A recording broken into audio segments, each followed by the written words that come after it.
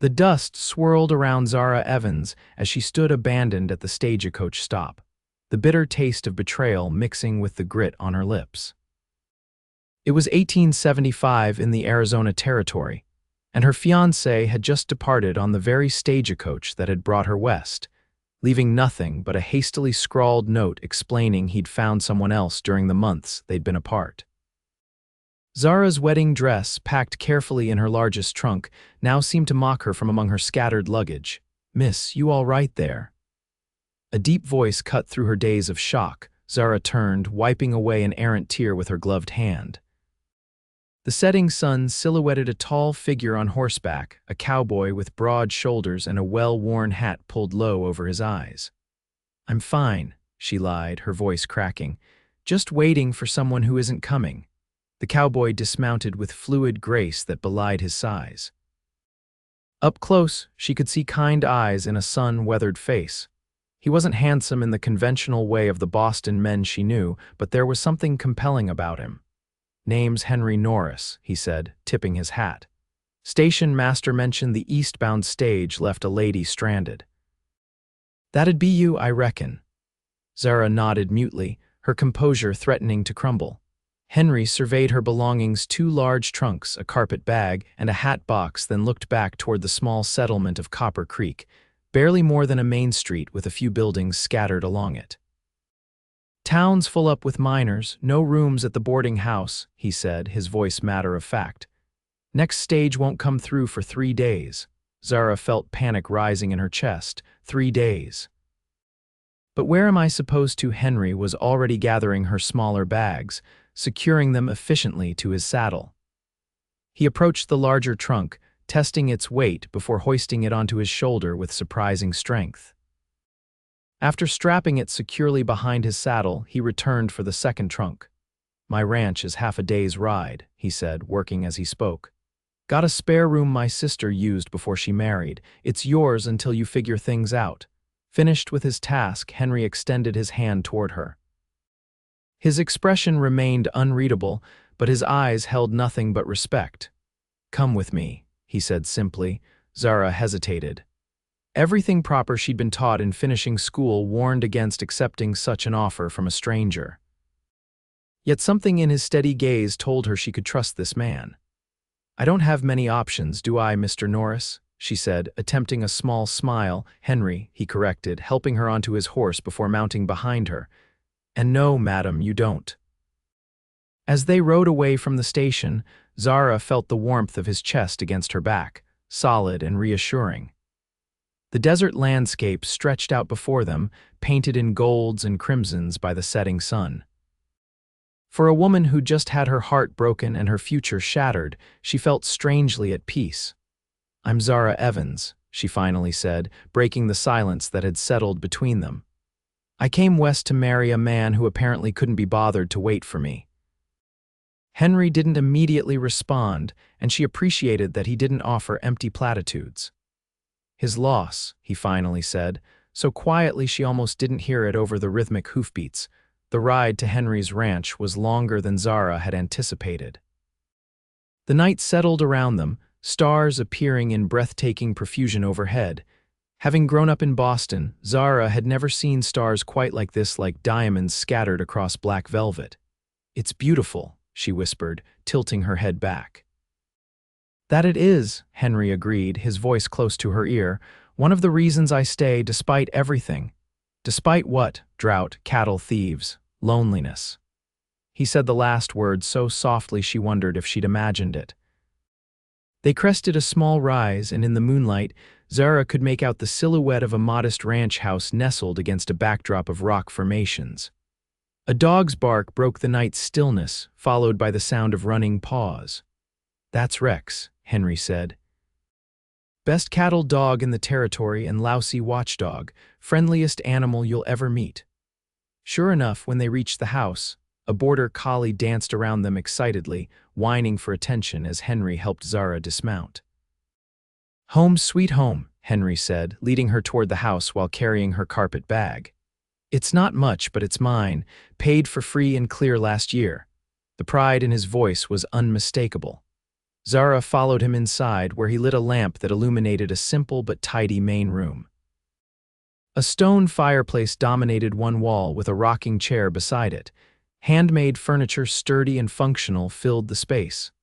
"I'll get a fire going," Henry said. "Nights get cold out here, even in summer." Zara stood awkwardly, suddenly aware of her disheveled appearance and the impropriety of the situation. "Mr. Norris, Henry, I can't thank you enough for your kindness, but I don't want to impose." Henry looked up from where he was arranging kindling in the fireplace. "Miss Evans, out here we help each other. That's just how it is. No one survives alone." He struck a match and the kindling caught quickly.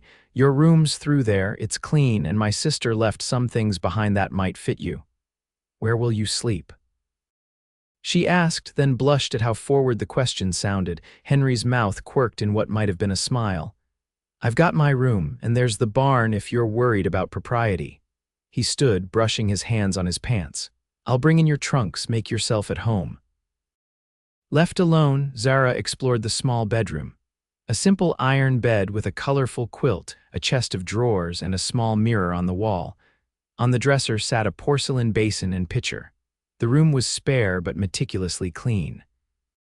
She heard Henry's boots on the porch, followed by the thud of her trunks being set down. A moment later, he called through the closed door. "There's stew warming on the stove if you're hungry. I'll be tending to the horse." Zara changed out of her travel-worn clothes into a simple dress she found in her trunk. She washed her face and hands in the basin, grateful for the chance to feel human again after the long, emotional day. When she emerged, the main room was empty, but as promised, a pot of stew simmered on the iron stove. Her stomach growled, reminding her she hadn't eaten since morning. She found bowls on a shelf and served herself, settling at the small wooden table. The stew was surprisingly good, rich with vegetables and tender beef. She was halfway through when Henry returned, removing his hat as he entered. "Hope it's edible," he said, hanging his hat on a peg by the door. "Cooking's not my strong suit." "It's delicious," Zara replied honestly. "Did you make it?" "My neighbor, Mrs. Talbot, brings food by sometimes. Says a man living alone needs looking after." He shrugged, seeming embarrassed. "She's taken it upon herself to make sure I don't starve." Henry washed up at a basin by the door before serving himself. They ate in comfortable silence for a few minutes. "If you don't mind my asking," Zara finally said, "how long have you lived here alone?" Henry set down his spoon. 3 years since my sister married and moved to California, 5 since my parents died of fever." His matter-of-fact tone couldn't quite hide the loss behind the words. "Ranch was my father's dream, couldn't let it go. It's a beautiful place," Zara offered. Henry's eyes met hers, and for the first time she saw a genuine smile transform his features. "It is that, worth every hardship." The following morning, Zara woke to the smell of coffee and the sound of movement in the main room. For a moment, she was disoriented, then the events of the previous day came flooding back. She dressed quickly in a practical day dress and pinned her hair in a simple style. Henry was at the stove when she emerged, frying bacon in a cast-iron skillet. He nodded a greeting. "Sleep well?" he asked. "Better than I expected," she admitted. "Thank you again for your hospitality." "Thought we might ride into town later," he said, transferring bacon to a plate. "Send a telegram to your folks, let them know you're safe." The mention of her parents brought a flush of embarrassment to Zara's cheeks. "They don't know I came west," she confessed. "They didn't approve of Charles, my fiancé. I left a letter explaining everything." Henry raised an eyebrow but didn't comment. Instead, he placed a plate of bacon and biscuits before her.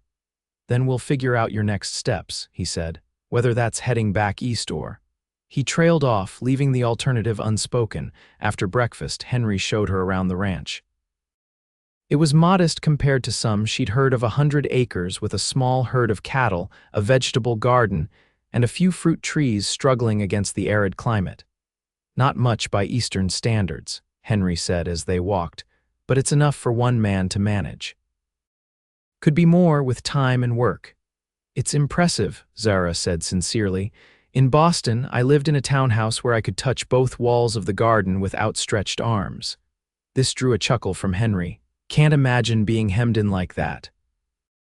They reached a small rise overlooking the property. In the daylight, Zara could fully appreciate the wild beauty of the landscape, the distant mountains, the rocky outcroppings, the subtle colors of the desert vegetation. "What would you have done?" Henry asked suddenly. "If your fiancé had been waiting," Zara considered the question. "We would have married immediately. He had a position as foreman at the Silver Peak mine." "And you, what would you have done while he worked?" The question caught her off guard. In truth, she hadn't thought much beyond the wedding.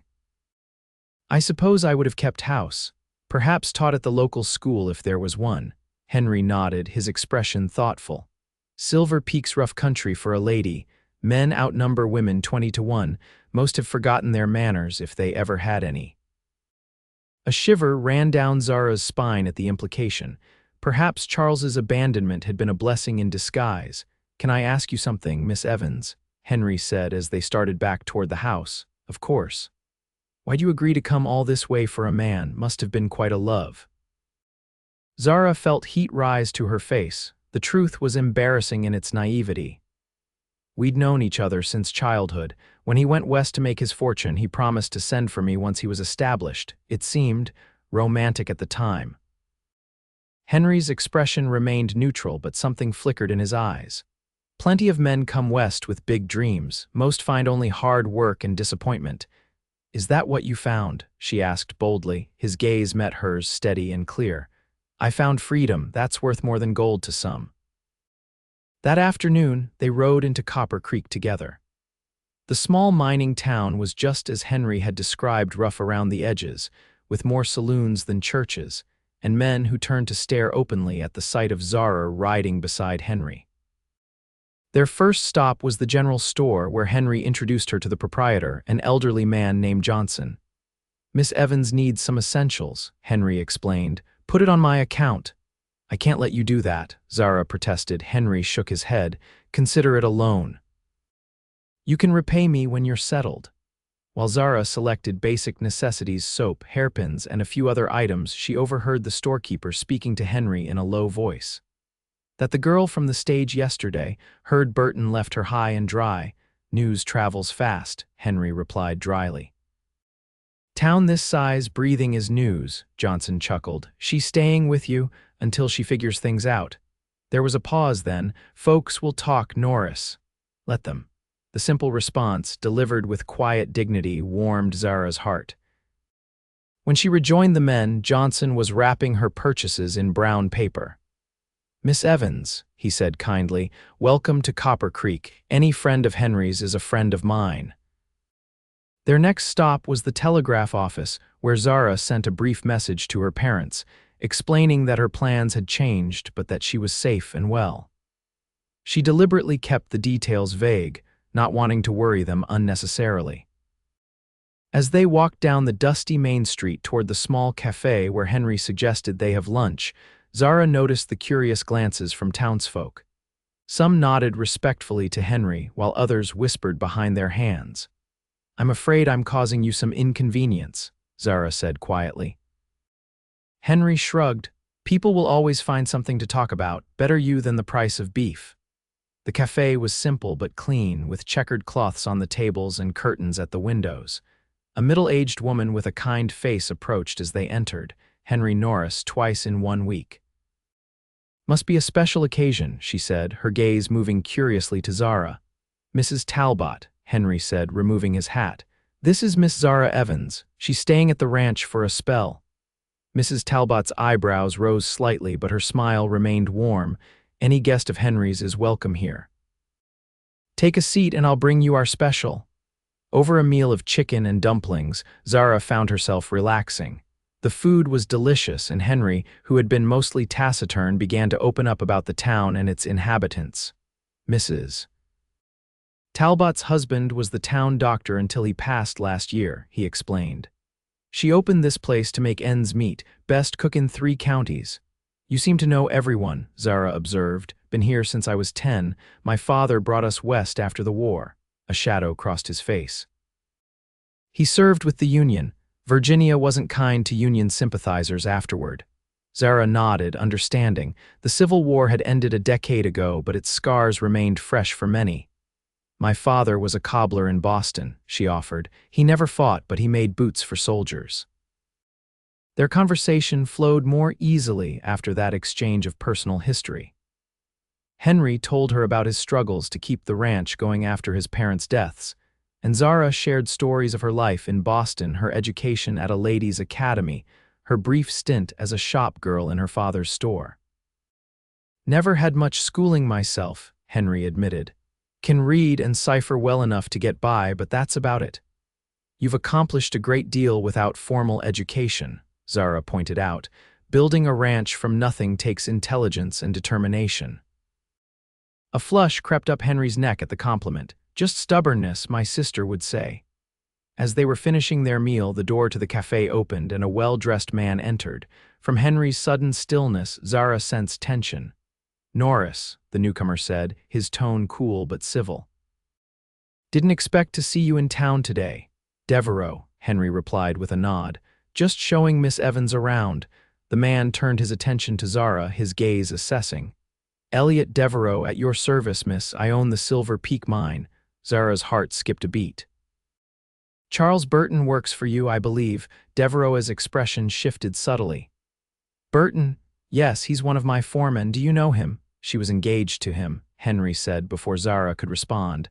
"Until he left her at the stage stop yesterday." Devereaux had the grace to look uncomfortable.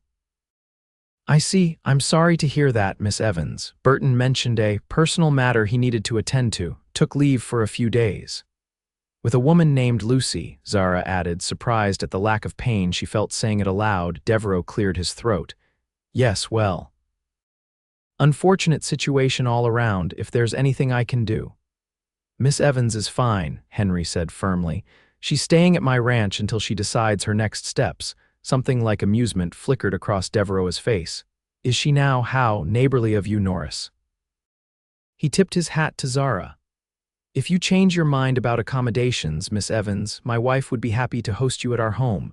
After he left, Zara noticed Henry's jaw was tight. "You don't like him," she observed. "Devereaux wants my water rights," Henry explained.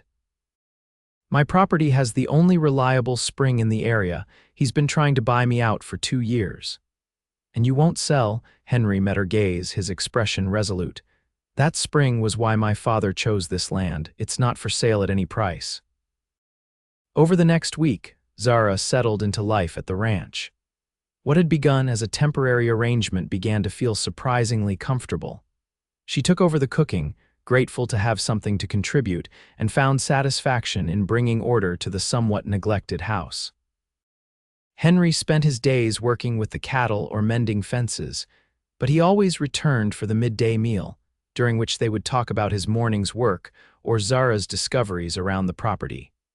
One afternoon, Zara found a small bookshelf tucked in a corner of the main room. It held fewer than a dozen volumes, most well worn with use. "These were my mother's," Henry explained when he found her examining them. "She taught at the schoolhouse before she married, used to read to us every night." Zara ran her fingers over the spine of Ivanhoe. "My father read this to me when I was young." That evening after supper, Zara impulsively picked up the book. "Would you like me to read aloud? It might pass the time pleasantly." Henry looked surprised, then pleased. "I'd like that very much." It became their ritual, Zara reading by lamplight while Henry whittled or mended tack, occasionally stopping to explain a word or discuss a character's motivations. Zara discovered that despite his limited formal education, Henry was intelligent and insightful. One evening, about 2 weeks after her arrival, Henry returned from town with news. "Stage comes through day after tomorrow," he said as they sat down to supper. "If you want to head back east, I can get you a ticket." The statement, delivered casually, hit Zara with unexpected force. The thought of leaving hadn't crossed her mind in days. "Is that what you think I should do?" she asked carefully. Henry studied his plate. "Thought you might be missing home by now." "I should miss it more than I do," Zara admitted, "but the truth is I've felt more useful here than I ever did in Boston." Henry looked up, meeting her eyes. "You've certainly improved the place and the cooking." They shared a smile, acknowledging the understatement. Henry's bachelor cooking had been barely edible. "What would happen if I stayed?" Zara asked, her heart beating faster at her own boldness. In Copper Creek, Henry clarified. Here, at the ranch. Henry set down his fork, his expression serious. People would talk more than they already are. Your reputation, my reputation, was likely ruined the moment I agreed to come west to marry a man without my parents' blessing, Zara interrupted. And doubly so when I was abandoned and accepted shelter from a bachelor. There's truth in that, Henry acknowledged. But it's different if it's temporary, if you stayed on permanently. He hesitated. People would assume we were involved, Zara finished for him, heat rising to her cheeks. Yes, Henry's gaze was steady, and while I'd never presumed to, that is, I wouldn't expect. He struggled, then tried again. Your presence here has been. I've enjoyed having you here, Miss Evans. The formal address contrasted with the emotion evident in his voice. Zara took a deep breath. I've enjoyed being here, Henry, more than I thought possible after what happened with Charles. She looked around the simple room that had become familiar and dear to her. I feel at home here in a way I never expected. You could stay on as a hired help, Henry suggested tentatively. I could pay you a fair wage for cooking and keeping house. The proposal, practical as it was, felt like a step backward from the honesty of the moment before. Zara shook her head. That's not what I want. What do you want, Zara? Henry asked softly, using her given name for the first time. The question hung between them, loaded with possibility. Zara found herself standing, moving around the table until she stood beside his chair. Henry rose to face her, his expression a mixture of hope and uncertainty. I want to stay, she said simply. Not as your housekeeper, not as your boarder, as your partner if you'll have me.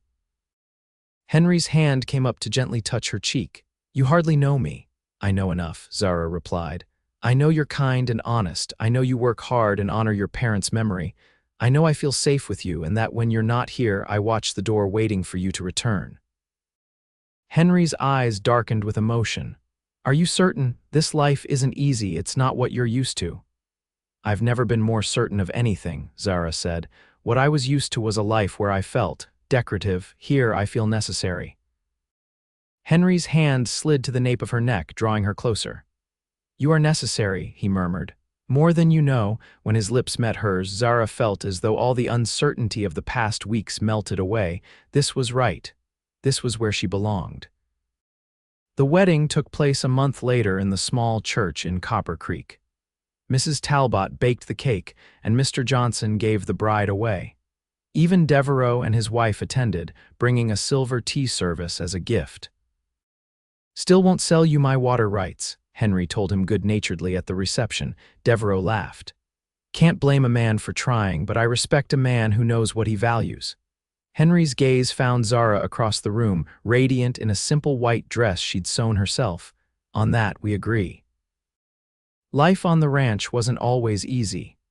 The drought that summer tested them, and winter brought its own challenges. But together, they faced each obstacle with determination and growing love. By their first anniversary, the ranch had expanded.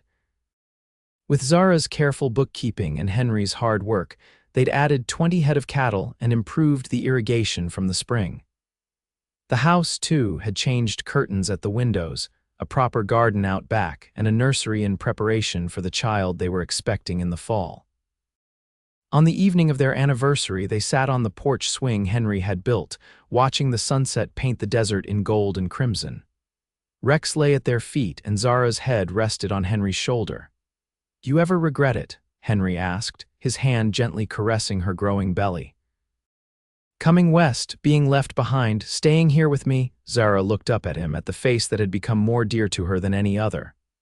I wasn't left behind, she corrected. I was set free, free to find where I truly belonged. Henry's kiss was tender, a promise renewed. As stars began to appear in the vast desert sky, Zara thought of that day at the stage stop, how what had seemed like an ending had actually been the beginning of everything that mattered. Thank you for asking me to come with you, she whispered against his lips. Henry smiled, his eyes reflecting the first evening stars. Thank you for saying yes.